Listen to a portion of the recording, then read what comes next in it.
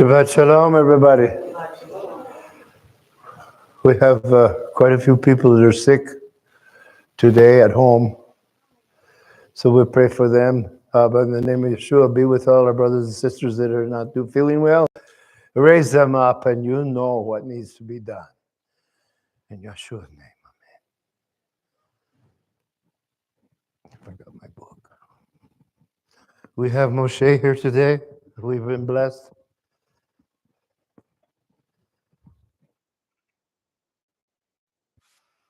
Continue to pray for Israel and the people.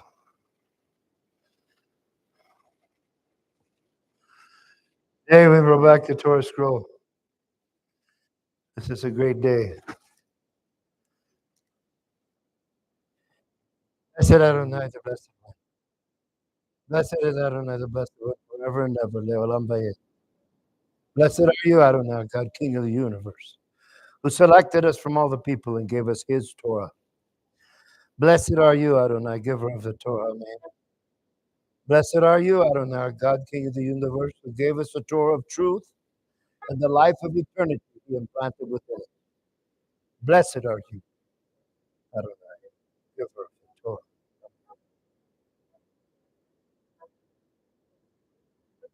This time we'll take the Torah down in Paul. Moshe, we have gloves.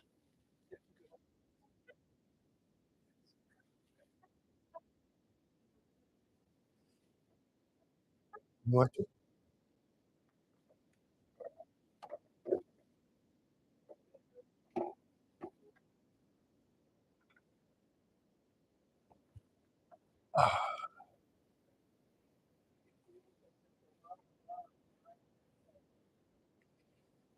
Amen.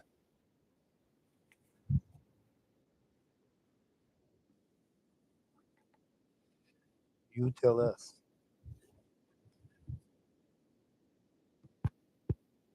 Can you hear me?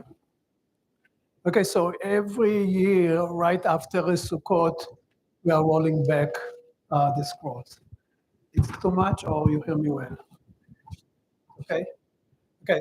So the tradition is that we are reading the Torah, the whole Torah, start from Beresheeth until the end, for 1 year, 12 months, and then in the last day we are rolling. Usually on the 8th day of Sukkot, which called Shmini Atzeret or Simchat Torah. Simchat Torah, it is type of holidays, but not necessarily for the Bible. It's been made by the rabbis because we have the joy to roll it back. And the question was like, hold on, I read the whole book.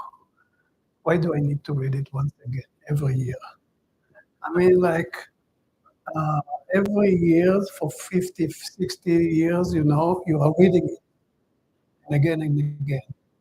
And because, and I'm telling you about myself. I read it every year, whole book for many years. And every time when I go back, I'm reading a verse that I read it maybe, I don't know, 100 times. And something different it jump up into my heart, in my spirit. So I'm asking myself, how I didn't see it last time. Why did I didn't see it last time? It is just because Abba always would love to reveal new stuff to us. And it depends on your personal situation. It depends on global situation. So he wants to talk to us with his word. And it's very important. We do have an old book called the Book of Yetzirah. Book of Yetzirah is the Yetzirah meaning creation. And it's related to Abraham, the time of Abraham, 3,800 years back. We don't really can figure out everything that in a book because it written in a very ancient type of language and in very uh, different level for understand. But one thing very clear it says that Abba created the whole universe in 22 letters, the Hebrew letters. So each letter contains something powerful, his energy, his spirit, his whatever. So he talks to us in our spiritual level, meaning I think that we can start to roll it. So otherwise, while I'm talking for, we can start to roll the Torah. Um, so those 22 letters, can you imagine when we are connect them or put them together as a verse or sentences or paragraph, how powerful it is? Every letters uh, contain other part of who he is. He says, and everything have been created by his words, meaning the letters, the words were there before the creation. It was there with him. So we are rolling back now the Torah, the 5 books of Moses. Uh, we do have, beside the Torah, we have what we call Tanakh, Torah, Nevi'im, and Ketuvim, meaning the 5 books of Moses, the prophet books, and the Ketuvim is the written books. And they are all prophet type of books. Even the books of Moses. And sometimes we read stories and we say, how come those stories are prophets? No, when we are learning out of those stories what we need to do or change, those are the prophets that are in us. Yeah. Yeah. So the Torah, I should go up so I can see the people.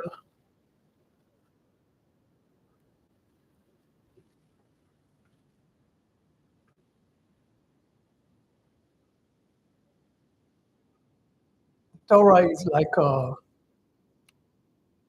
building plan. When you want to build your home or your house, you are hiring an architect. And the architect will give you a blueprint for your home.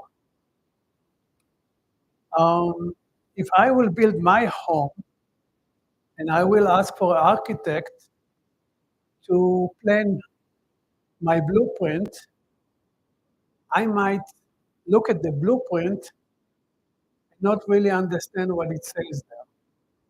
I can tell it's like a blueprint, but not necessarily understand the whole electric plan or the AC plan or whatever. This is the same things with the Torah. The Torah is our blueprint. The Torah is the book that shows us how we need to live our life for our life to be better. This is the blueprint of the Jewish people for generation to generation before. And we are all related to them. We cannot say, oh, no, this is a Jewish holidays or this is whatever holidays. No, no, no. When God gave the Torah, He chose the Jewish people to carry the Torah for the other nations to get to know them. It's not that the blueprint is not for just for the Jewish people, it's for the whole world. And the Jewish mission is to present it to the whole world. The prophet says, כי מציון תצא תורה ודבר אדוני מירושלים. The Torah will get spread to the rest of the world, from Jerusalem to all of the people. And we say, this has been said like 27 years back.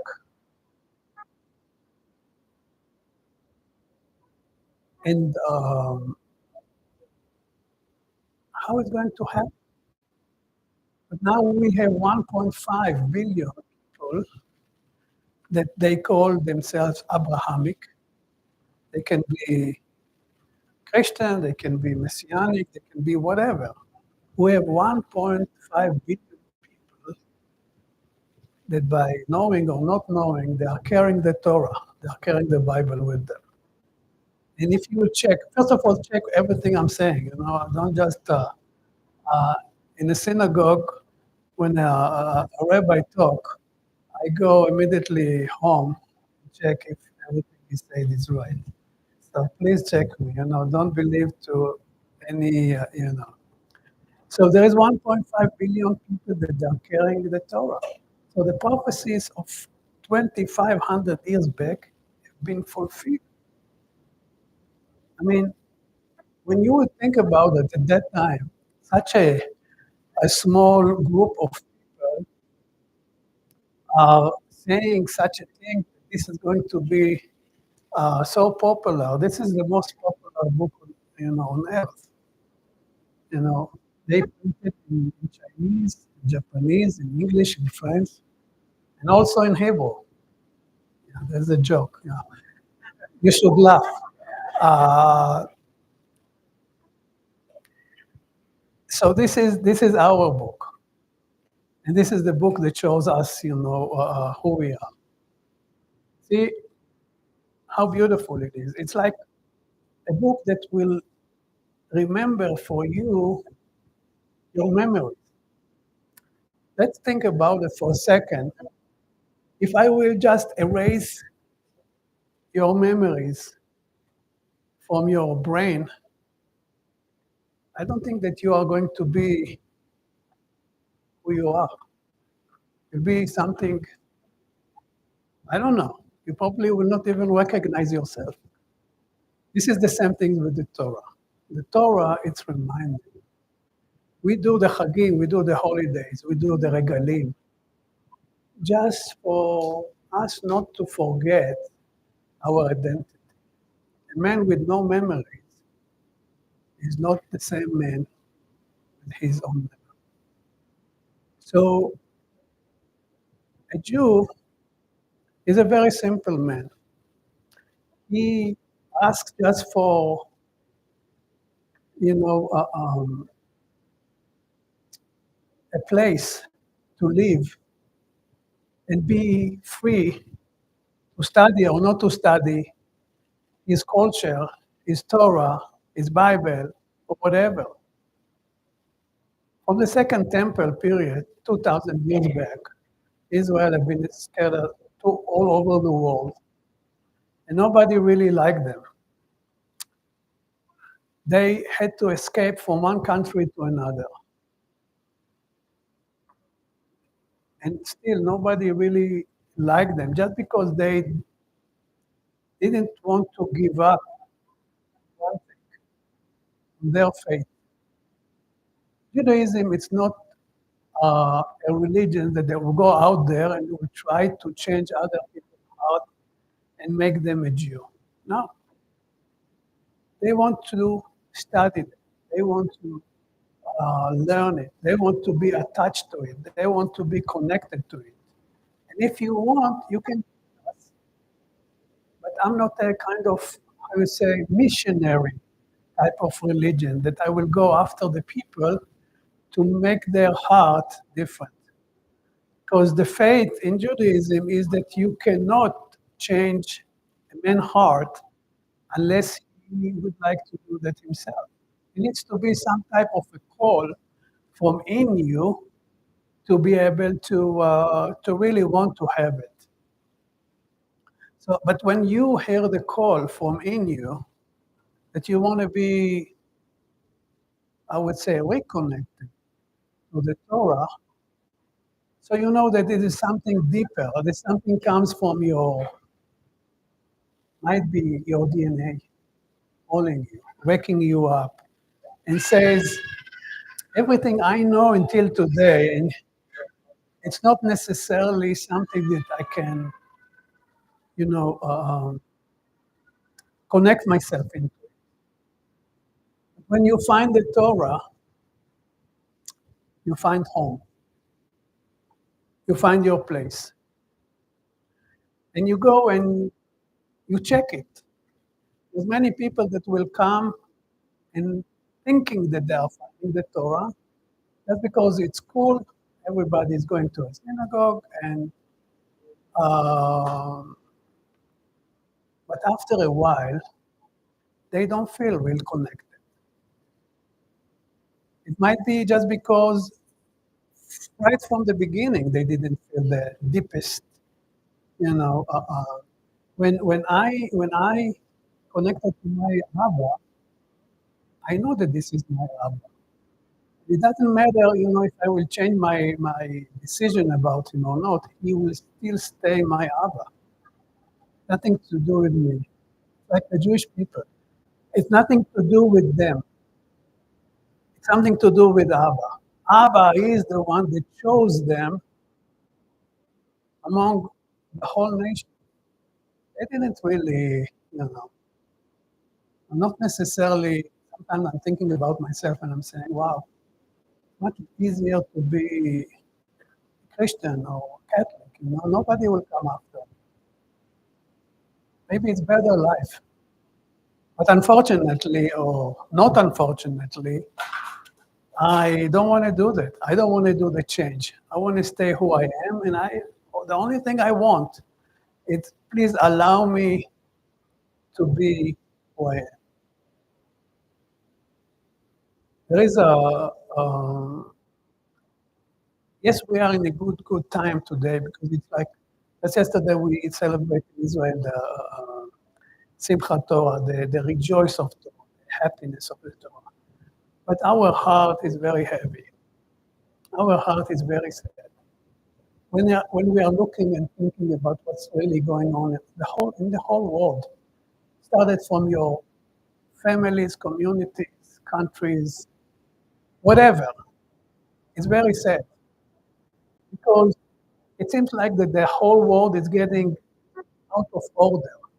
There is no more the same order that we fought for and really wanted to have. Today, everything we thought is positive and good. I mean, you can sit. Please don't. If you need to sit, you can sit. Um, Everything that we thought and we fought for, and we thought it's good. Today, majority of people, especially young generations, saying it's bad. Everything that you go, you see those people that changing day to a night to a day. We can see, just look all around us. Something go out of order. See what's happening in Europe. Europe, with a good heart, open their doors for people from the Middle East, from Africa, to come in for a good heart. They wanted to support and help, and they did. But those that they escaped from the Middle East, from Syria, from Lebanon, from Iraq, and they are now in Europe, and they escaped because it was bad for them. It was a horrible war in Syria. In the last 10 years, 600,000 people died there at war. 600,000 people died there. But you don't hear about it that much, right? You know why? There's no Jews involved in it. But everywhere you'll see some type of Jewish involvement, so the whole world is against it. The whole world is like. So we can see that there is here some types of, I would say, not real picture. So Europe opened their doors for those people. And what they do right now, though they are carrying out their culture that they ran away from to Europe. And now they are forcing Europe to be like those places that they ran away from. So what is the logic? Well, something wrong here, something going on.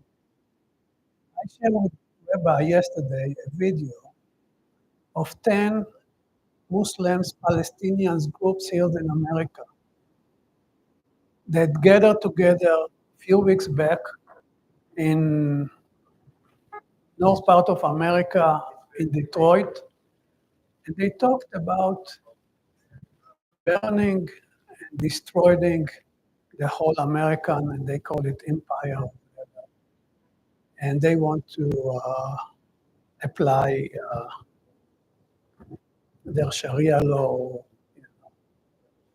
How dare you do that? You know, you are here as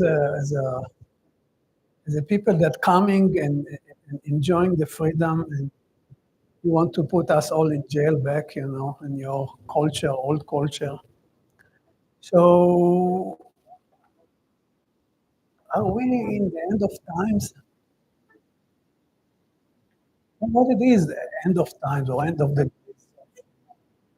Yes, we know that right after the end of time, we are going to have some type of shalom, real shalom in our families, in our whatever, real shalom.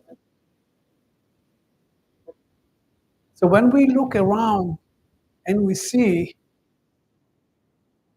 you know, it might be, but we don't know because nobody really knows when the Messiah is coming, for instance. I think that himself, he doesn't know when it's coming. So the question is, are we in the end times? In Hebrew, the end times had different, thank you, Rabbi. In Hebrew, we have different type of, I would say, concept regarding to what end time is.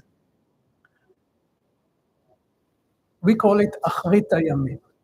Achrit comes from the word Acharon, or the last days. And we have another term, which is Ketz Hayamim, the end of the days. So those are two different terms. How long is going to be Ketz Hayamim or Achrit Hayamim? We don't know. It can be 1,000 years. It all depends. In Judaism, we are equivalent into pregnancy. In pregnancy, we have two different stages. We have the pregnancy time, we have the delivery time, right? Those are two different. The time of the Messiah, or Ketz Hayamim, is the moment that a woman will start to have pain and get ready to deliver life. Something incredible, something new. But the pregnancy itself, which we don't know how long it's going to be, is the end times. Now, many prophets in the Bible will talk about some type of clues when we are going to have the end of the days. When the Messiah comes, we call it Chevlei Mashiach. Chevlei Mashiach, meaning the pain of getting birth. From one side, you are expecting to something incredible to happen. This is the most incredible thing that can happen to all of us. We cannot explain what it is. We don't know the process of what it is, but we know that we are going through hell to get life. Why? It is so powerful because life, okay, let me say it like that. Let me just to try to, if we go to verse Tehillim 82, 6, if you have a Bible, you can open it. The Bible says, the Tehillim, Psalms 82, 6, talks about, and it says, Ani amarti, I said, you are God to us. Atem bnei Elyon, you are the sons of God Almighty. But you are going to die. So, what you're saying? How come we are gods? You have the English? By chance, somebody can read it?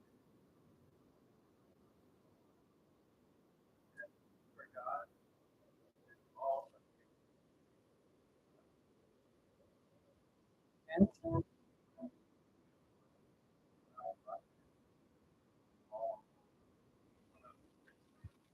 Amen. Very tough verse for us.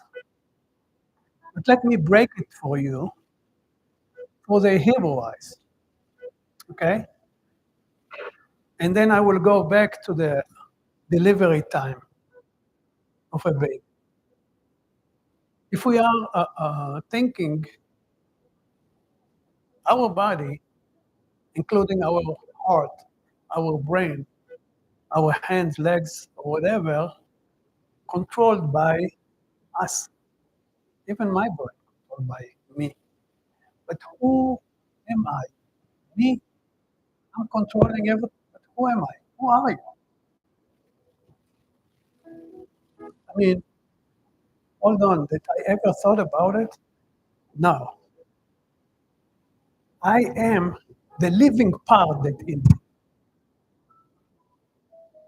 This is the godly part that in us. This is the part that he says, you are God. Not animals. Animals, they don't have it. But we, as human, as people, we do have God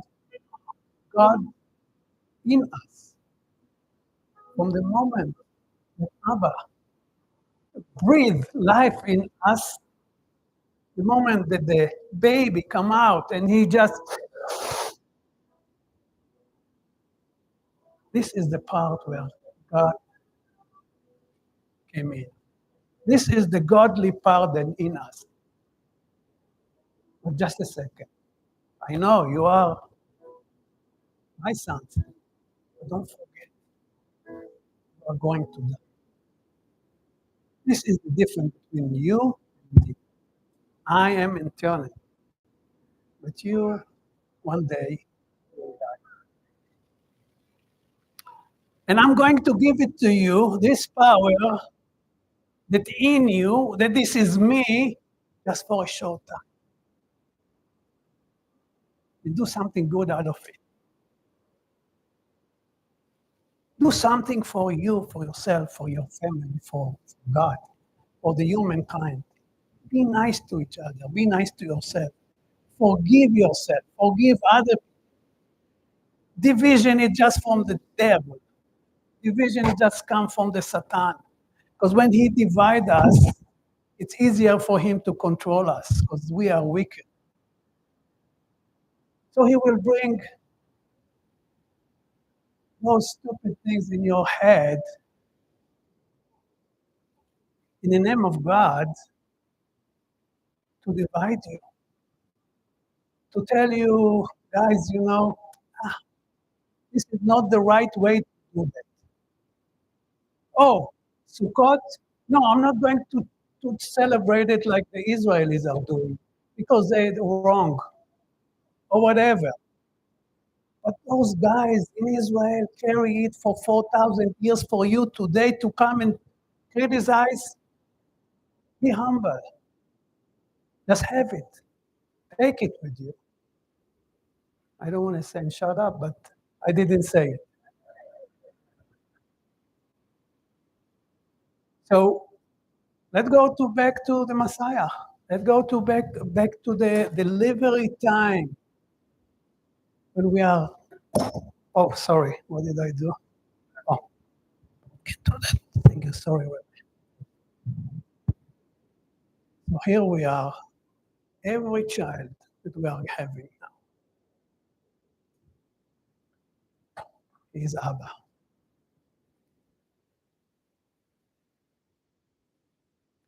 This is the same thing that will happen when the Messiah will, or will return. It doesn't matter how you see it. But just then, when it's going to happen, we'll be able to have shalom. Before it,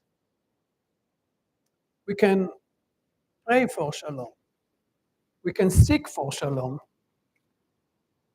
but we will never be able to have it. So we, as a Western type of thinking, we need to do some type of a switch in our head. We have to replace our eyeglasses and we need to see through their eyes to be able to understand how they are thinking. You know, Israel in 2007 left Gaza. Gaza is in the southern part of Israel. There's no one soldier there. There's no Israeli there. There is two, but they're hostages. All. And Israel thought, okay, we will give them everything that they want. And when we are going to give them everything that they want, so they will be happy. If they will be happy, we'll have a good neighbors. We're good neighbors, we can develop and we can be happy, all of us, and we'll have shalom. But little did they know, they don't think like that. They don't think like us. They think differently. They said, no, no, no, now I'm weak. Give me some years. I'll get some powers and strength, and then I will attack you back. And it's equivalent to a snake. I mean, you can pet a snake as much as you want, but his nature is to bite you one day, and he will do that. You don't think that this is something bad. This is just his nature. There's a story about a woman that was walking in a forest and she found a really small, little, she found a small snake, very little one, very cute one, and her heart was for him, and she took him home, and little she knows this is a real big, huge snake. And she took her home, and he was sleeping in her bed, and she was petting him and giving him food, and he's growing and big, so beautiful snake. But in the last 3 weeks, he stopped eating, and he got very thin. And she was so worried about this. And she took him to the vet. And she said, oh, listen, my baby, my snake, is shrinking. I don't know, maybe it's... He looked at her and said, yeah, he's making some space in his stomach for to be able to eat. You don't think it's something bad. You just think that this is my nature. This is the same things with the nature of evil. We need to think their way. Evil always will want to come after good places. They don't want to follow bad places. They will go with where there is light to be able to cover the light. They want to destroy the light. They want to destroy all good things that we have. But these evil things that we see, we are all hosting. It's here. We need to learn how to put him down, how to not let him influence our everyday life. Sometimes you can wake up in the morning with such a good feeling, and the other day you're getting up and you are all sorrow.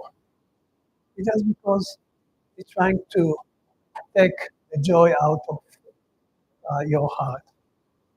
But in big, evil cannot act unless he's been hosted by people. In every generation, there's different people that we would like to destroy the Jews. Why?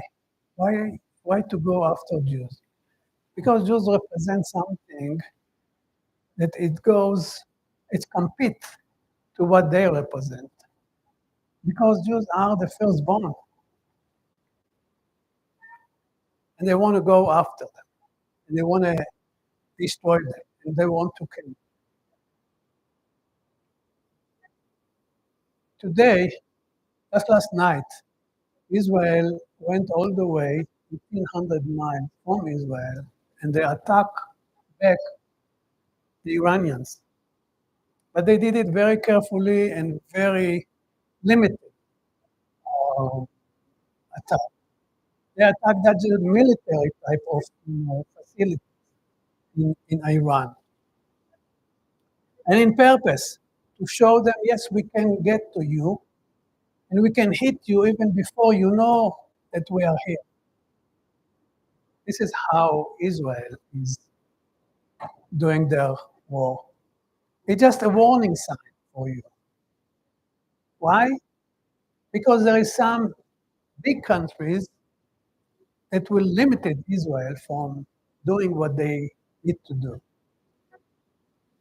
But just a second, next time we will go after your atomic bomb, after your nuclear facilities, and then the whole picture will look different.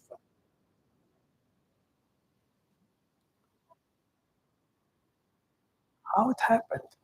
Those 10 million people, small country, that you hear about them all over the news like there are at least 2 billion people, 10 million people. All over the world, we are 15 million people. So why you hear about them all the time? The war is not against specifically Jewish people, it's against God, the God of Abraham, Isaac, and Jacob. This is what they are after. They destroyed the temple in Jerusalem and they built up a mosque right now, the same place of the temple. And it is on purpose. When they going out there and they're calling Allahu Akbar, meaning my God is the greater. Okay, take your God, live with it. What do you want from me? Who cares about your God? You think he's greater than God of Abraham, Isaac, and Jacob? Be happy with it. Just, just leave me alone. But they cannot. They cannot. They need to go all the way and to fight um, the Jewish people everywhere they are. Jews here now in Israel fighting back. It's the only time after 2,000 years that we can and allow to protect ourselves. For 2,000 years, Jews have been scattered from one place to another until the last thing that really happened in Europe, the Holocaust. And just because 6 million sacrificed people, the world was and allow Israel to have some tiny place to live. If you will take the map of California, we are like third of California. This is how big we are. Just look at the Middle East map and you will see there's 22 countries all around with huge areas that they can contain all the Palestinians 10 times. But no, they want specifically Jerusalem. I'm going to read some from the parasha, and then if we'll have some more time, I will go to the prophet and I will talk about the end of the days, or קץ הימים, או אחרית הימים, for us to put the picture together to try to understand where we are now in the time of history. Probably, I don't know, we can just collect some type of prophecies and put them together if we'll have enough time. But just because we are starting all over now, I'm going to read a part of Beresheeth, which is, and talk about it a little bit, and then, unless you want to do it differently, Rabbi. It's okay? All right. It's yours. תודה.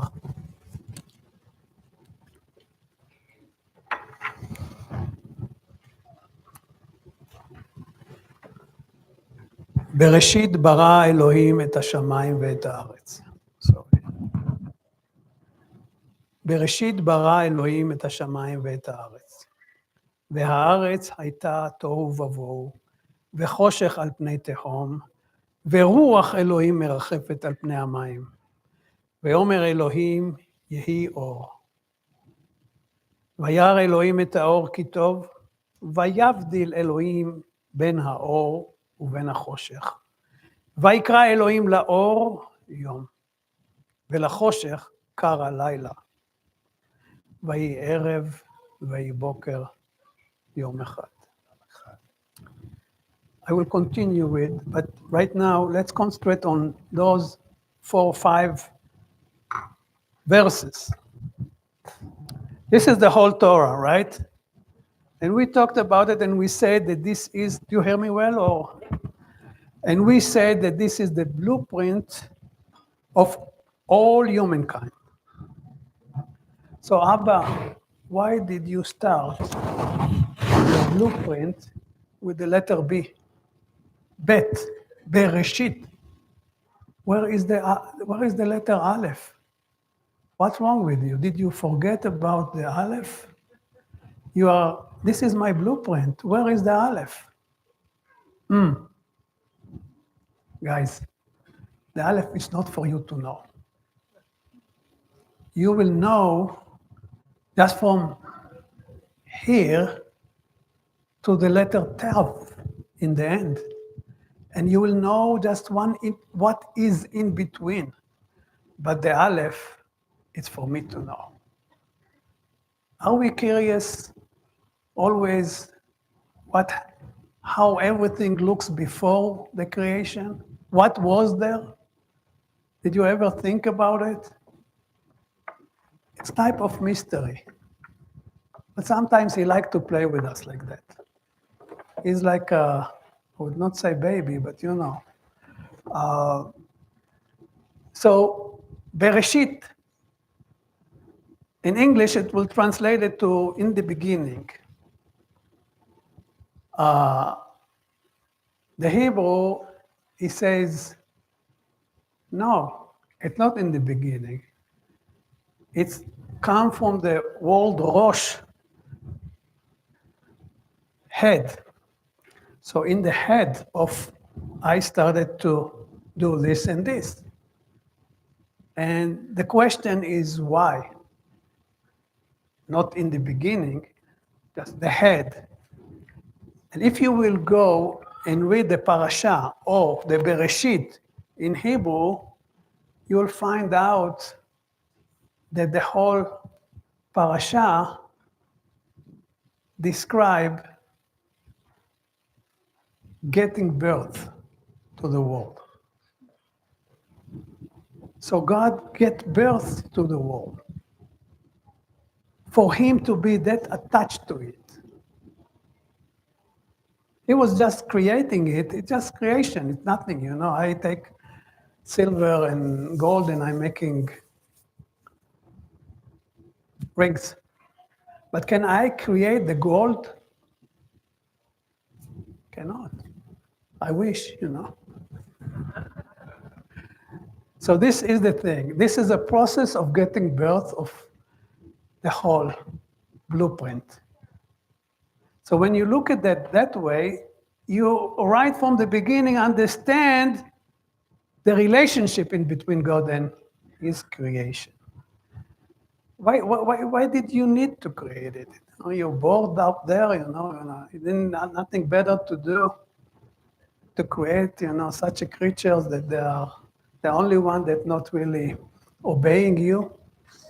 You know, a horse that you see today is the same horse that you saw 5,000 years back. He's never challenging God. The one and the only one, the challenging God and not doing what He wants us to do, this is us. So, I mean, what was the reason for you to create somebody that's challenging you or go against you or not listening what you? I mean, there is many different questions that we can ask ourselves. This is the reason why we need to read and read and read again and again every year to learn more and to know more. We have 4 different levels of understanding the Torah.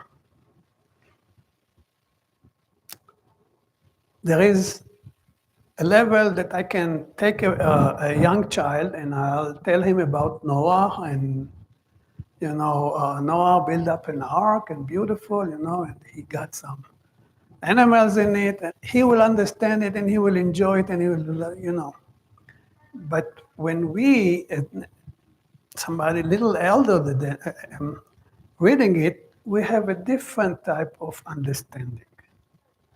So we have the pshat. Pshat is the simple reading, but you read and understand. There is a drash. That's you read, understand, and talk about it. And the last one is the sod. The sod is the one that just the architect that made this blueprint can understand.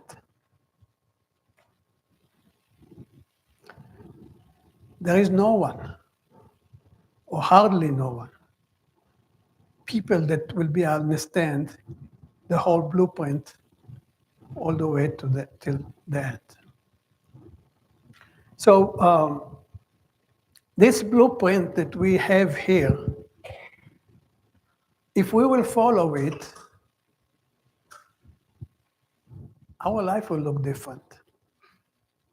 God Himself gave us the power and the authority to manage the whole world. The rain will come in time if you will behave. You'll have rain just if you will behave. Meaning our behavior really, how would say it, helping our environment, our life, everyday life. So He gave us such a power, He created the whole world for us to manage it. So He put Himself in us for us to be able to do so. So let's go to the second verse. We just talked about one word, which is Beresheeth. So let's go to the next one. You tell me the times, because I don't know. I don't know when you want me to stop or, you know. Bara Elohim. Bereshit bara Elohim. Okay, bara. What bara is? Created, right? We talked about it. In English, it's to create. I take silver, I'll make a jewelry out of it. But here, bara, the word bara, meaning I made I made it out of nothing. So this is his power to do. We cannot, I cannot, at least me, I don't. Elohim et hashamayim ואת הארץ, meaning he created heaven and earth from nothing. He put everything inside. Beresheeth bara Elohim. Elohim. Why it's in plural? El, it's one. Elohim,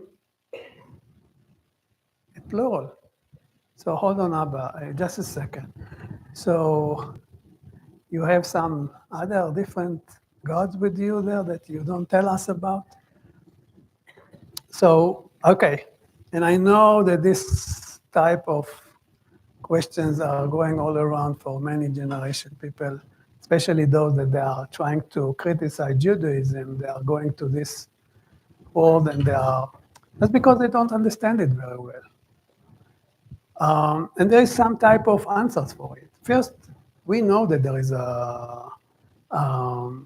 angels out there with him, right? The servant that they are serving him.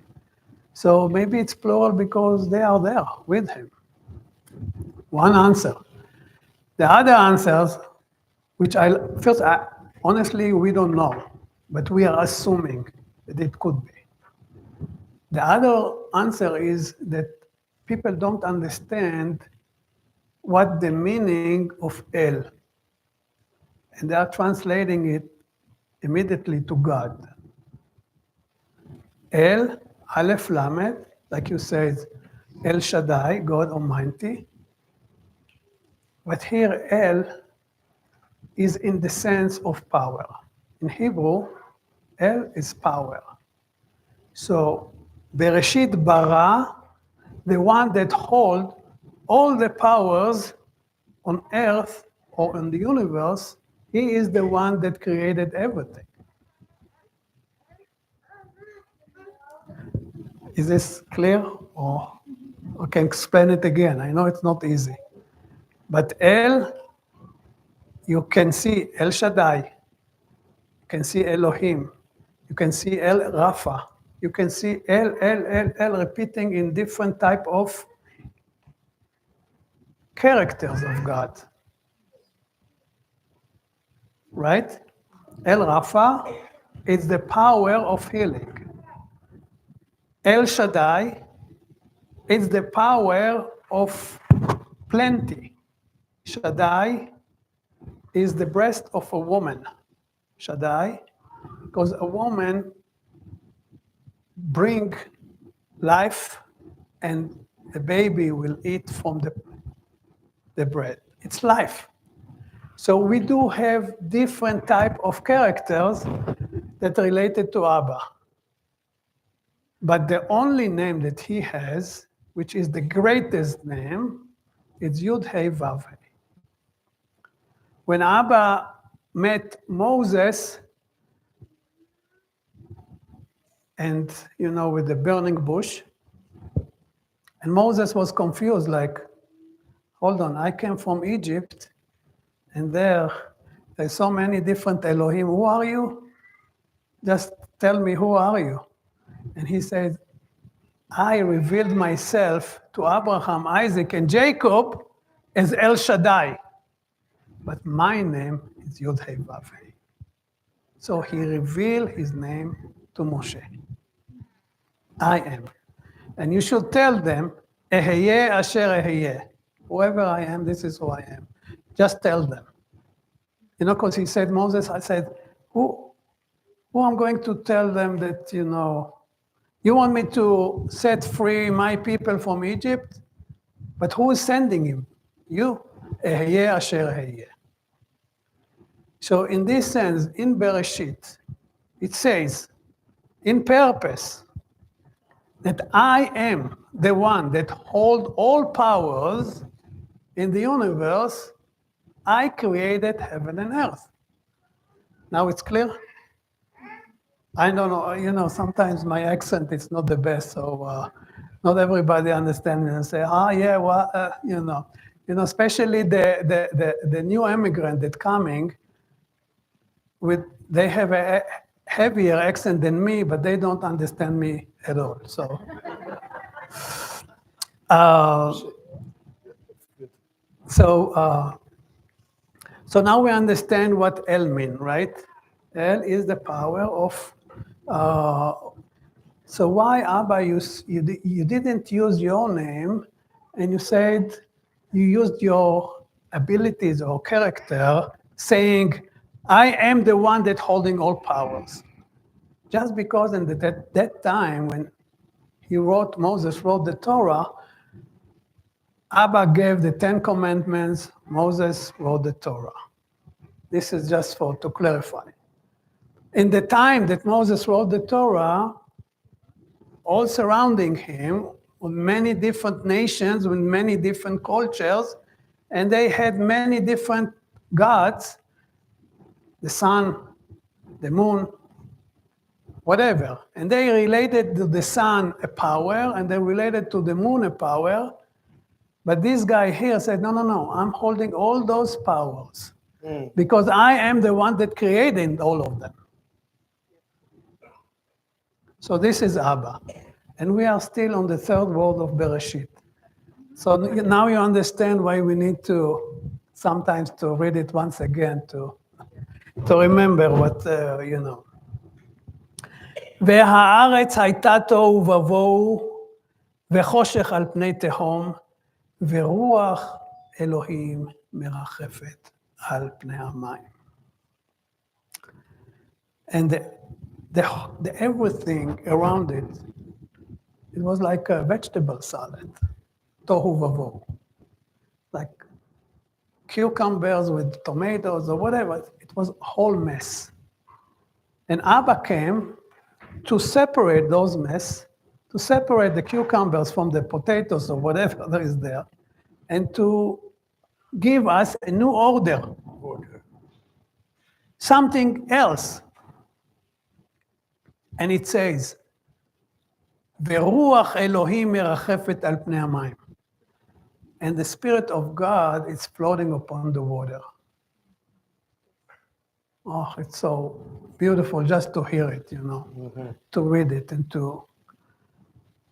But in the same verse, what are you bringing us?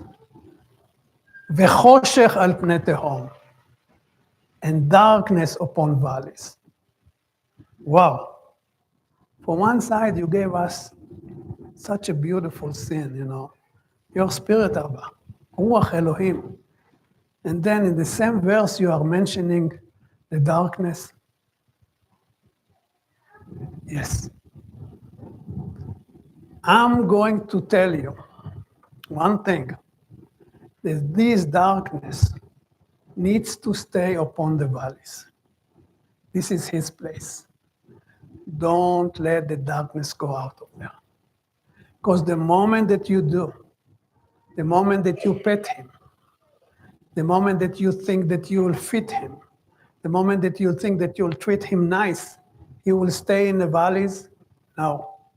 He will come up out of those valleys to hurt you. His natural place is on the valleys. And you, as men, as people, need to keep him there. But if you are not going to keep them there, he will bite you, he will hit you, he will come after you. Let's go for something that we can understand it equivalent. Nazis. Are there? Yes. The spirit of Nazis exists everywhere. But why they are not hurting us? Or because they are now in the valleys. Don't let them come up. Don't let them leave the valleys, because they will come after you. Do we will be able to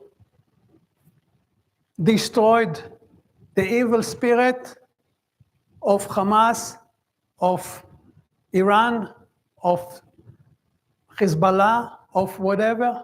No, we will not. But one thing we need to do, to put them back to the place where they belong.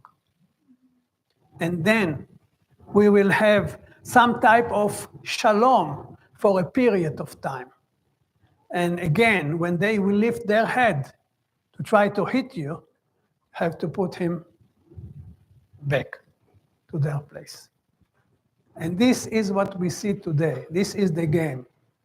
We need to destroy the spirit of evil that's trying to destroy the Jewish people all over the world. They are calling, we are after, no, we are not after Jewish, we are after Zionist. Now, you're lying. You're after all Jewish people wherever they are. So we, in our power, we need to block them. And this is the only way we will be able to move on and survive.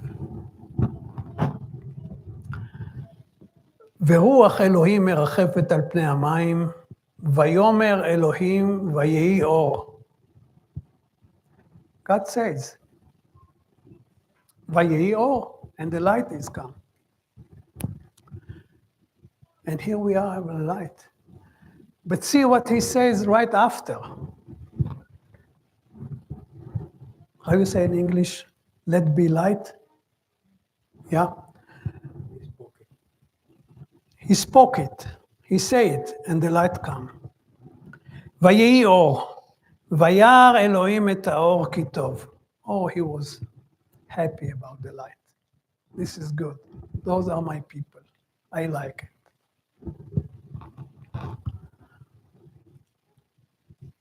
And then something weird. ויבדל אלוהים בין האור ובין החושך, ויקרא אלוהים לאור יום ולחושך קרא לילה. ויהי ערב, ויהי בוקר, יום אחד. You have to have a separation between darkness and between light. Darkness and light cannot mix. Because if they will mix, they always will try to gain you, to win you, to fight you, to do something in your head or in whatever. But when he created the light, he says, it's good. And for the day, he called light. And for the darkness, he called Laila. So we know today that we can define what light it is, like mathematically or physically or whatever. But we cannot really define what darkness is. Darkness is just absence of light. When you go at night to your room and your room is dark, the only thing that you do, what you do? Turn on your light. Where is darkness? Just a second ago it was here. Where it is? This is the separation. This is what I meant. Darkness cannot mathematically or physically can be defined. But we know that it's there. And we need to keep it separate from the way God did. Keep it separate from the light.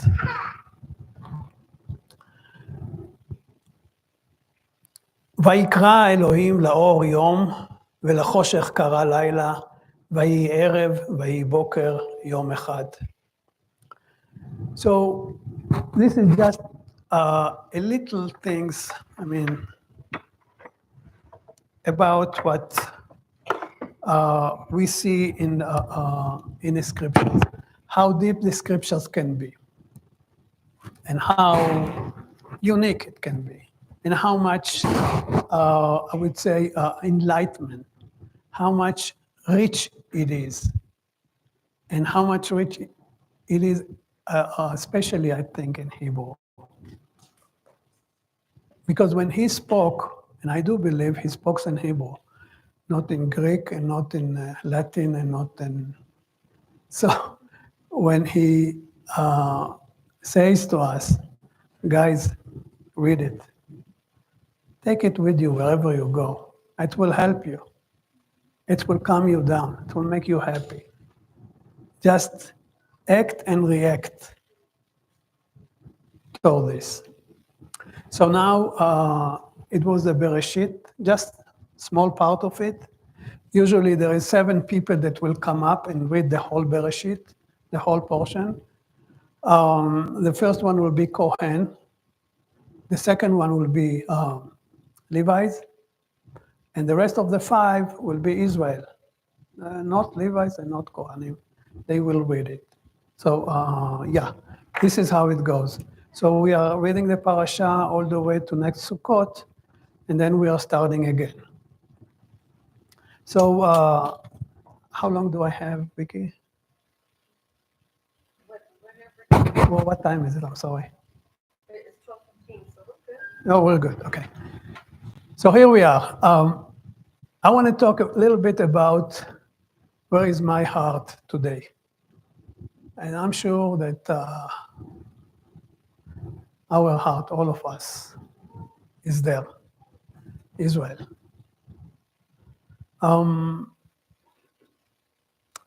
Israel have been attacked by terrorists, by evil terrorists on October 7, 23, by surprise.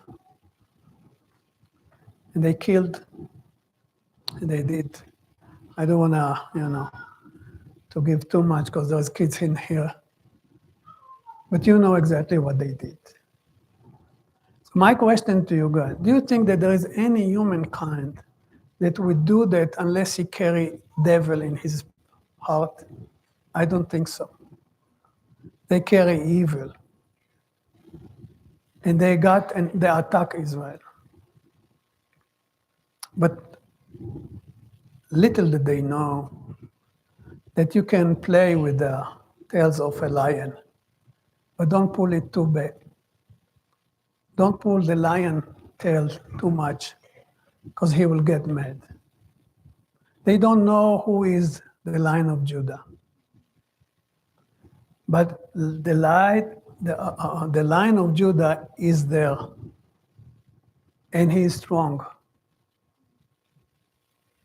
And he have no fear, and he will do whatever they need to do. In the beginning, yes, they got Israel in a surprise. It took a few days for the Israelis to realize what's really happening down there in Gaza.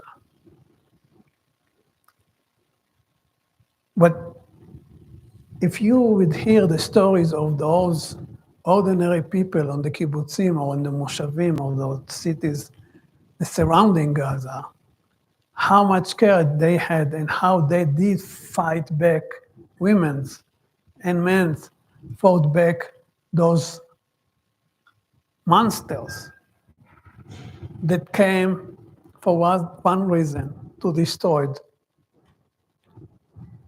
They took 250 hostages with them, and they put them in tunnels. They killed some of them. But today, while we are speaking, there is still 101 hostages in those tunnels. They hardly can breathe. They can hardly have food.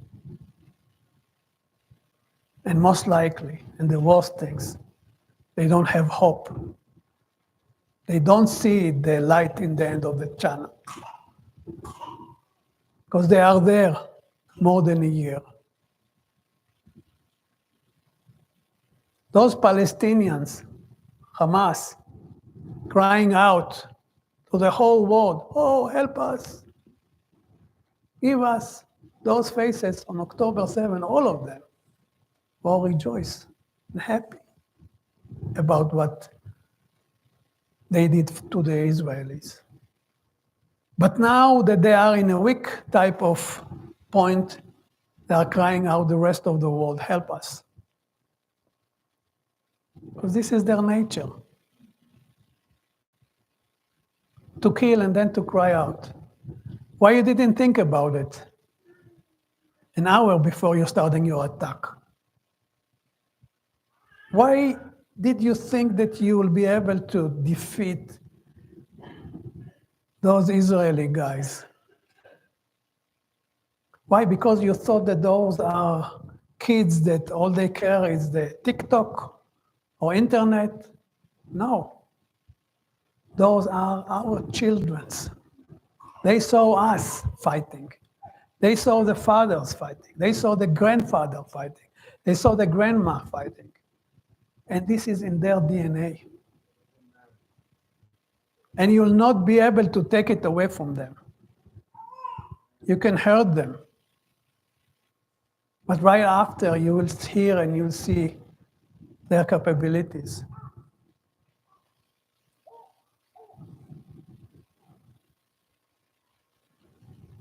$5,000 beepers. Call it beepers, Rabbi? The beepers, how you call it?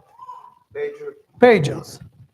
5,000 pagers have been exploded in 1 second, harming those terrorists. Israel worked on this plan for 15 years.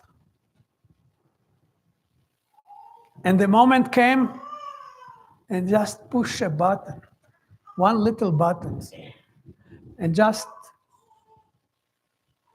for you to know, all those 5,000 beepers or pagers belong to the high-class type of Hezbollah soldiers. Not every soldier will get a beeper or pager. Just the one that they are on top. Is this from Abba or not? Abba. His power was involved in it. But you say, no, but the Israeli did it. Yes, they did it. But who gave them the wisdom and the courage and to do so? It's like when we are talking about ourselves. Oh, my brain. No. You are controlling your brain. You. Who am I? This is you. It's the same things with Abba. They are the brain, the soldiers, but the one that controlling them and give them the wisdom to act and react is Abba. There is no nation on this world that, can have this type of crazy thinking out of the box. Just in Israel. They're always thinking out of the box. When they're creating the, Iron Dome in English? Iron Dome, right? When Israel created the Iron Dome and they came to America and they told them, let's listen, we do have such an idea because there is a guy in the IDF that he was very good in, plays video games. And he could shoot in the video games, if you shoot him, so he can shoot back and his bullets will stop your bullets. So they came with this idea to United States and said, talk to them about it. And they said, there is no way you can, block a bullet in another bullet. And Abba gave the Israelis the wisdom to develop it. And now in Israel, the Iron Dome, that the American thought it's a stupid idea, blocking at least 90% of the missiles and the rockets that the Hezbollah are launching from the northern part of Israel to Israel, an Iron Dome. And where it come from? It come from Abba. So what I'm trying to say here, every time you see something that's happening, and this is out of the physical, it's something that cannot happen, or you think that it cannot happen, it comes directly from him. Then you know that his finger is out there. The last thing that I saw, that it come from him directly, it was Yahya Sinwar. Yahya Sinwar is the head of the Hamas terrorist group in Gaza. Israel was after him for a year, and they could not find him. And one day, a very ordinary type of unit, Israeli unit, out of the blue, found him. I mean, for years you are looking for him with all your intelligence, the American intelligence, all the technology and everything, and you don't find him. And suddenly he's appearing to you right in front, like, here I am. It's just because God was there. He wanted to show us that this is him. I am bringing him to you. When we are reading the Ten Commandments, we see the first one, it says, אני אדוני אלוהיכם אשר הוצאתי אתכם מארץ מצרים. I am the one that released you, took you out from Egypt. I am. But where is Moses? What do you mean I am? What about Moses? No, I am. It's the same things. When Israel left Egypt, and they are around now fronting the Red Sea, and behind them the Egyptians are coming after them. And they are all scared and terrified and said, Moses, what did you do? It's better for us to die there in Egypt than to stand right now in front of the Red Sea and behind us the Egyptian. And the first thing Moses says, he went to Abba and said, Abba, just a second, look at them. What should I do? What should I tell them? And Abba says to him, hey, listen, you have a scepter. I gave you the tools. Why you are coming to me? Do what you need to do. Do what you want to do. Do what you can do, and do it. But I will fight for you. You sit back and relax, and I will do the work for you. This is the same thing that's happening now. There is no way, logically, to understand that there is a small country, really small country, that's facing 7 different type of nations that are attacking them in the same time, and they are still there, tall and happy, and knowing that there is no way that they will be able to defeat us. There is no way. Unless we understand that Abba is standing and fighting for them. And Abba there stretched them like who said, rubber band. Sometimes in life you can feel like, I'm like in the age already. I'm about to give up. I'm about to say no. He likes to do that. He likes to stretch us all the way till the end. He likes to check our faith in him. He likes to take everything that you have. He wants you to have faith in him. But when you have fear in your heart and you're thinking, I don't know what I'm going to do next month. I don't know, working, money, bank account, doesn't matter. When we have no faith in us that things will be better or that things will be okay, so he's not there for us. Say, okay, you have fear in your heart. You don't trust me. You just forgot that I am the one that created you. And the moment that I created you, I created everything that you need for lifetime. The moment that you will be able to take out the fear or the worry from your heart, then you are revealing the veil and then he's there. And then he made the whole universe full with plenty for us. Not for him, he doesn't need it. But if we think that we cannot be part of this plenty, I cannot be rich or whatever you want to be, it's just your fault.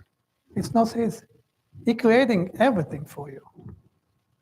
So he is stretching us badly sometimes for us to change our thinking, our ways, and to turn ourselves to him and say, Abba, help. If we are looking at the Middle East, for instance, and you see that on the southern part of the Middle East, we see Egypt, big, successful country. I'm talking about those days. They have the Nile, they have water. A place that there is running water, there is everything. There is food, there is vegetable, there is fish, whatever you want. If we are looking up north to Mesopotamia area, Babylon area or Ashur area or all those stuff, it's all full with water, rivers, 7 rivers goes everywhere, big ones, life. And in between those 2 big, huge places that there is life, water, there is one place called Israel. And the Jordan River, sometimes, when I see my friend going to visit the Jordan River, they said it's smaller than the river that we have here on the street. It's not tiny, it's nothing. There's no gold there, there's no silver there, there's no water, there's nothing there. Desert, nothing. So why he chose to take them to such a place? If you are God, and if I am your favorite one, you chose me to be, you take me to the desert area, a place that there is nothing, something wrong. Oh, no, guys. I want you to be dependent on me. I want you to have faith in me. That even though you are living in this place where there is no sources for life, or hardly sources for life, you'll have faith in me, and you will see you'll be the most prosperous country in the Middle East. You'll have more success than any other places that they are living on the laziness. Getting up in the morning and just going to the Nile, and in Israel, they are living on the water that comes from the rain. So every year, now in Sukkot, the end of Sukkot, we are starting the prayer that says, Morid HaGeshem. We are praying to Abba that now is the time to bring the rain. So those people that they are in a desert are more prosperous than any other countries that are surrounding them. There is any reason why? We know the answer, because we have him in us. And it's very easy for us to understand it. So this is what's happening to us. He will stretch us for us to be able to return back to him. And say, Abba, I have faith. No worries, no anxiety, nothing. Out. And then he'll be there for us. And then he will do whatever needs to do for us. So if we are now in a type of confusing time of the history, if we have one 101 hostages still in the tunnels. Gaza, it's looked like hell now. There's hardly houses, homes, or whatever. But they could stop it after a week. They could just release those pictures that you see on the wall and let them go home. And Israel would stop. But they don't want to. They don't care. They don't mind that everything will be destroyed. They thought that this is a nice game to do with those Israelis. We had one hostage that they took. It was 10 years back.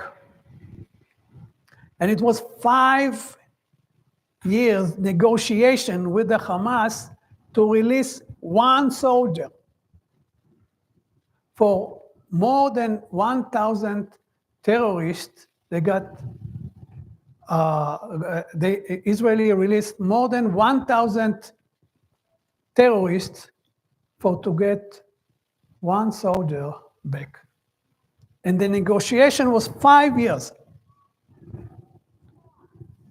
So they said, for one soldier, they gave us back 1,000 terrorists back. So now we have 250 here, so we can release all those terrorists that they have blood on their hands. Oh, it's nice. Let's take them. Let's release them. And they're thinking it's a game. But Israel this time says no. No negotiation with terrorists. We'll go all the way. Because if we will give up now and negotiate with them, who will stop them next time? They will come again, and they will do the same.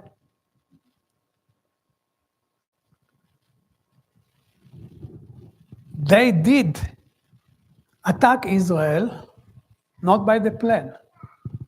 The plan of Iran was different.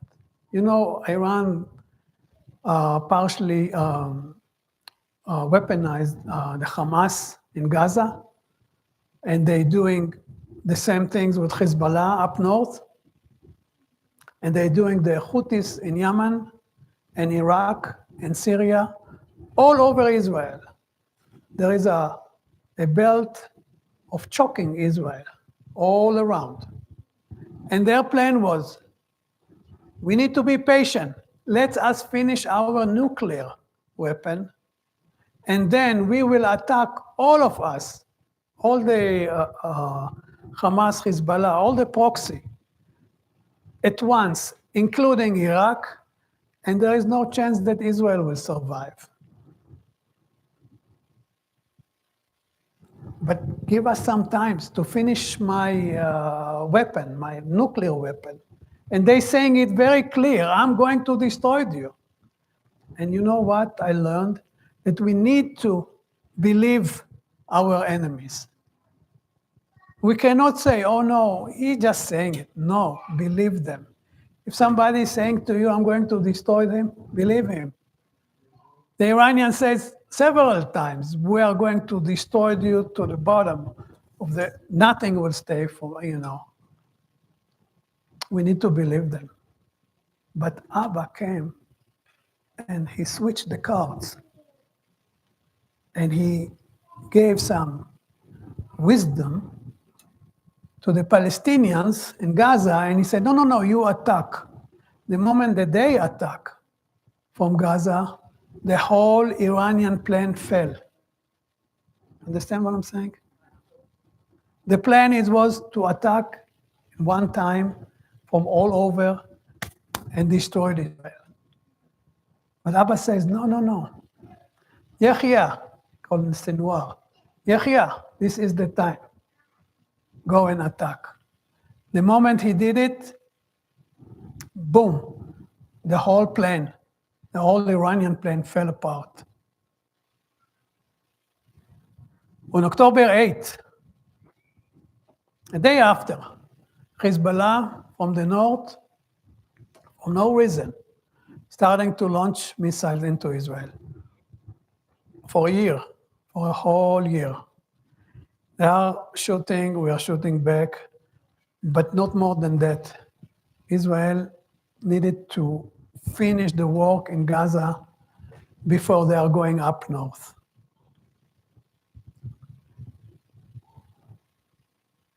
But the moment that Israel decided that this is the time to really react and attack Hezbollah, the whole world suddenly, wow, hearing about Israel.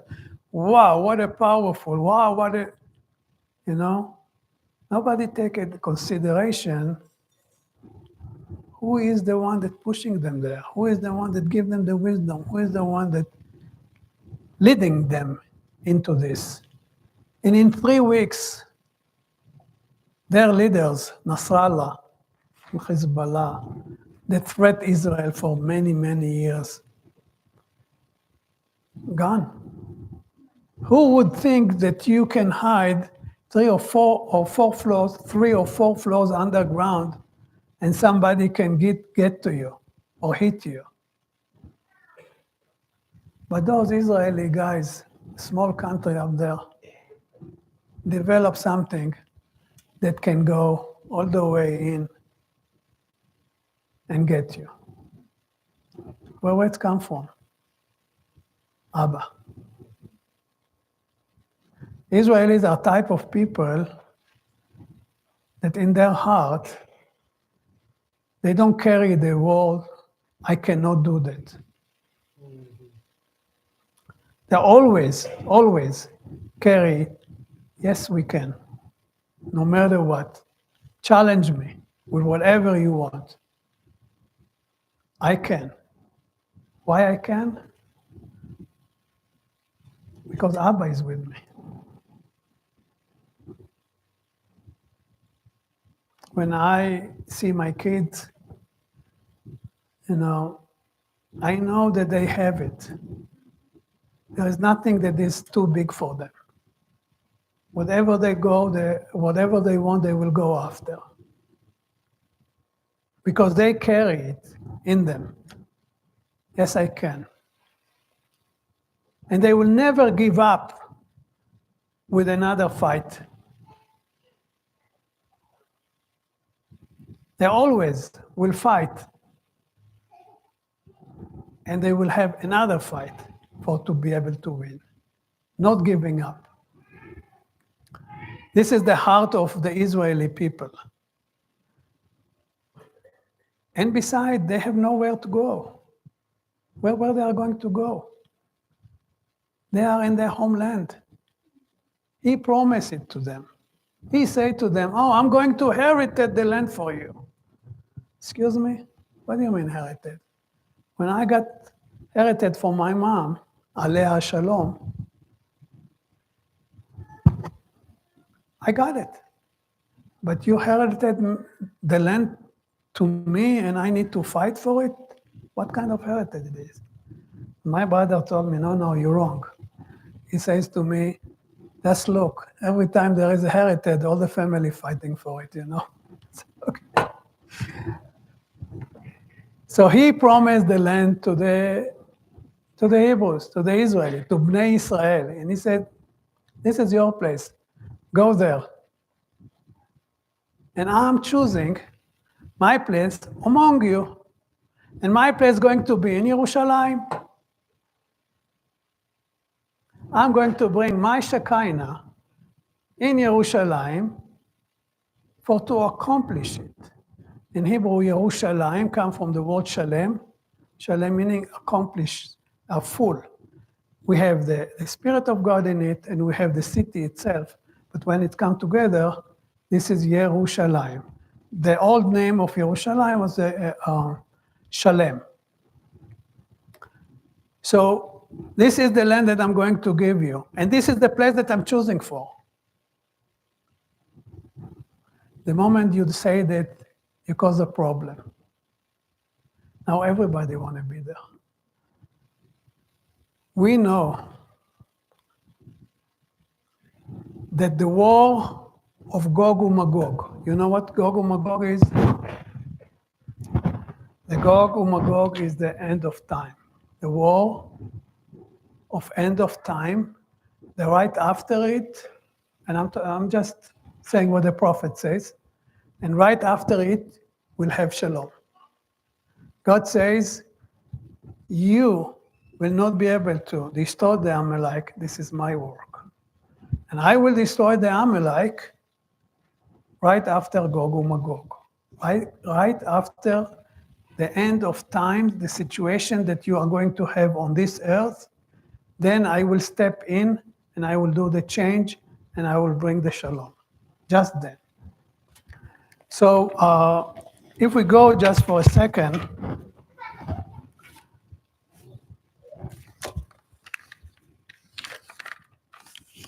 to Yeshayahu, how we say Yeshayahu, Isaiah? Rabbi, Yeshayahu, Isaiah, how you say it in there? You know what Yeshayahu is, right? He talks about the end of the days. He talks that one day we are going to have the temple, and the temple will be on the mountains. And goyim rabim noharim elav. And all nations, this is not just a prophecy about Israel. It's a prophecy, the first time, there's a prophecy about all nations. And it says, the whole nations will come to Jerusalem. Ki mitzion tetzeh Torah udvar Adonai miYerushalayim. The God will spread the Torah from Jerusalem to the rest of the world. And then God will judge us and will judge the nation. There is one judgment and there is one judge day. Abba. Abba is the judgment, not we. And there is one time that he's going to judge the nations and us, including us. But right after that, we are going to have the shalom. וכיתתו חרבותם לעתים ומזמרותם לחנתו. Meaning, I'm going to take all those weapons that you see out there, and I'm going to make them a beautiful agriculture for the farmers in Bayfield, tools and whatever. Those are the end of the days. So, but in the meantime, don't expect to have shalom. Sorry to say it. We are not going to have shalom. We are going to have a period of time of 40 years, 20 years, 10 years of little bit sheket, quiet. But shalom, no. The shalom will be able to bring the one that hosts the shalom. And this is Abba. And this is in Yeshayahu Perek Bet, Yeshayahu chapter 2. Ezekiel, in chapter Lamed Tet, which is 39, talks about the Milchemet Gog uMagog. He talks about what's going to happen in the days of Achrit Hayamim, the end of time. And I'm wondering if this is the time, because I read once back the prophecies about the end time, and I see the same description that there is here in the reality. Meaning the Torah, it's not just another book that telling us stories or history stories. The Torah actually reflects our day life every day. It's not a book that talks about history. It's a book that talks about what we have today here. So Gog uMagog talks about the evil powers, different nations that will come from the north and will want to control the whole world. And the countries that they are joining together from the north and the west, included here in the Bible, you can read it, Iran, Persia, Pars or Parsim, in the Bible it's Iran. And they will gather together, all the nations, to come up and destroy Israel and get Jerusalem for themselves. Why? Because they know that the Shekinah is there. Why? They want to relate Abba to them. They cannot handle it. They cannot live with the fact that God chose Israel and not them. But they're wrong, because they are coming with a God, so-called, that present evil, that choshech, the darkness that we talked about. Allah is the present evil. They are coming with him to fight the God of Abraham, Isaac, and Jacob. And it is impossible for him to win. They will die and they will kill in the name of Allah. We live and enjoy and rejoice life with our God, God of Abraham, Isaac, and Jacob. He gave us life not for us to die in his name. He gave us life for us to live and to live a good life with him. To rejoice with Abba. This is the difference. So when we are looking at Ezekiel, Lamed 39, we see clearly that it says that Iran is going to do that. So we are in the end of times, or the end of times can be changed by him. I don't know. I'm just giving you what I read. Do I know anything about it? No. But I can tell you what is the reality now and what it says in the scriptures.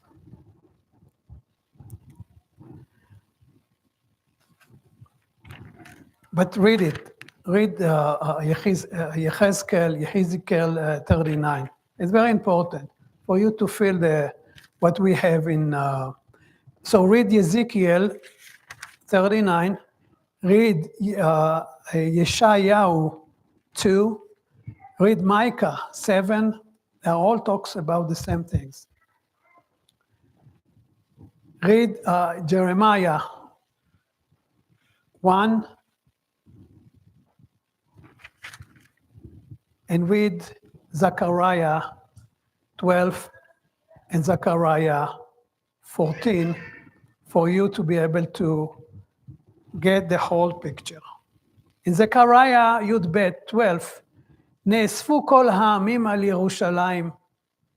They are gathered all together, all the nation on Jerusalem to destroy it. Jerusalem in Zechariah Yudalet 14, Jerusalem fell and they took hostages. Nashim, women's, I don't want to say what that's happened to them. But in the end, God will fight for Israelis and he will win. The Bible mentioned few times about Achrit Hayamim, the end of the days. There's few places. One of the most famous places is when Jacob called his sons and he says to them, hey, come up to me and let me tell you what will happen in the end of the days. But in the end, you see that he blessed them, but he's not saying anything about the end of the days. Why? Because he probably knew what's going to happen in the end of the days. But it's not for him to say.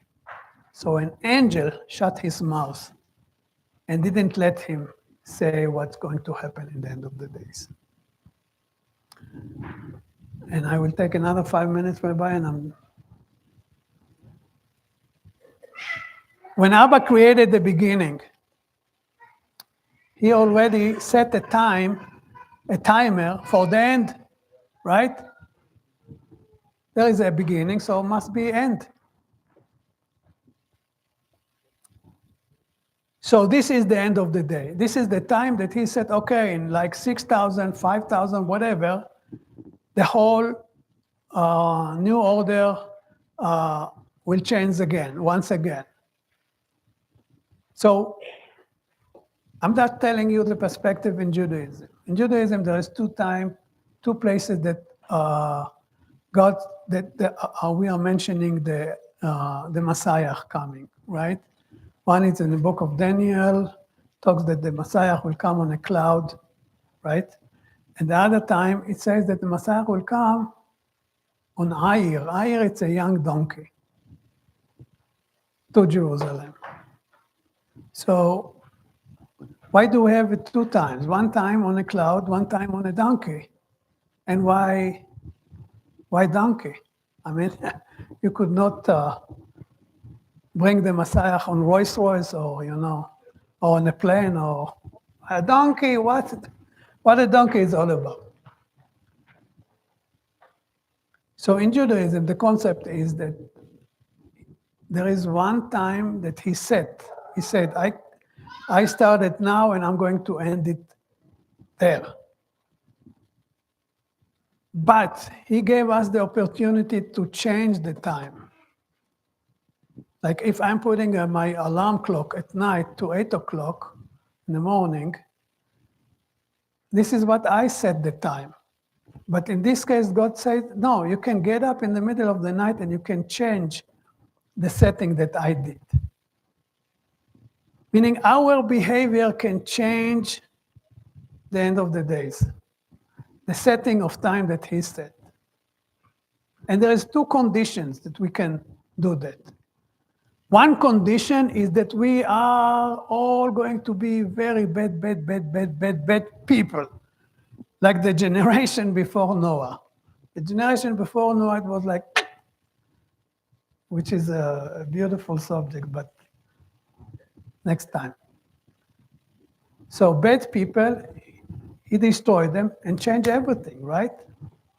Or the other condition, if we are going all to be good to each other, to ourselves, which is impossible probably, but this is another condition. So in those two cases, he can change the timing that if one, you are all bad, so I got rid of you, I got tired of you, and I'm going to change it. Or if we are all good, which is impossible, but hoping that will happen, so we are going to change the time. So he's still giving us the ability to choose, and the ability to change his, things or time that he did. This is Abba. He says to us, do whatever you want. You might pay in the end for it, but right now, do whatever you want. So that's it. Done? Okay, so I just want to thank you for listening to what I'm saying. And please carry in your heart all the soldiers, the young kids, 19 years old, fighting for all of us.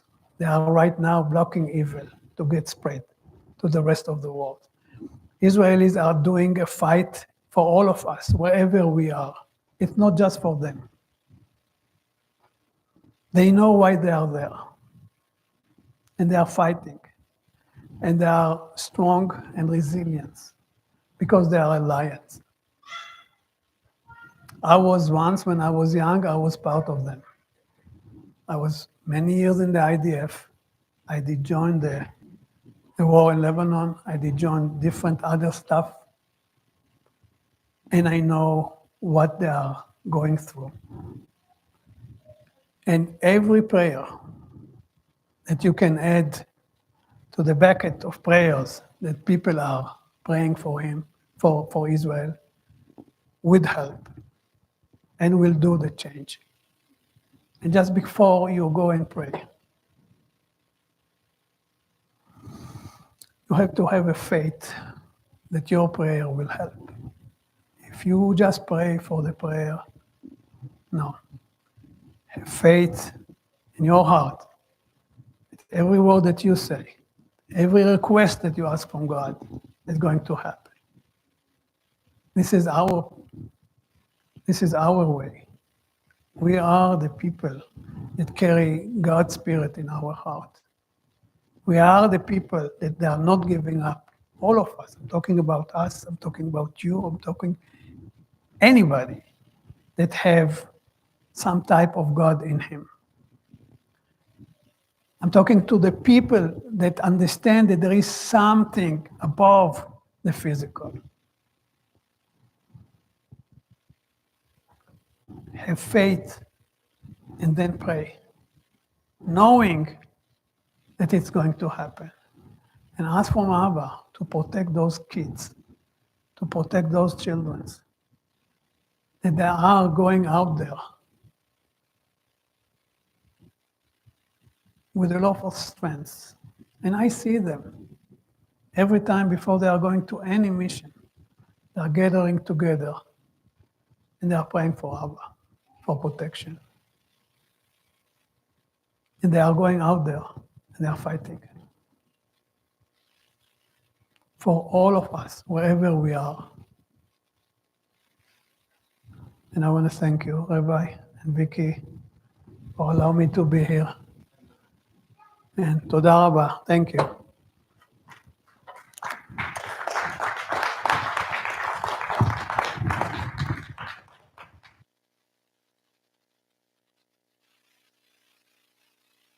Thank you.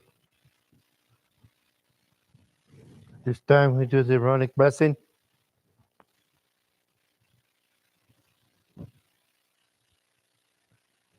Yivareka Adonai v'yishmereka. Yerer Adonai panavelecha v'chunech. Yisar Adonai panavelecha v'yisem leka shalom. May the Lord bless you and keep you. May the Lord make his face shine upon you. May the Lord lift up his countenance upon you and give you peace. In Yeshua's name. Amen. And the blessing of the bread and wine and food.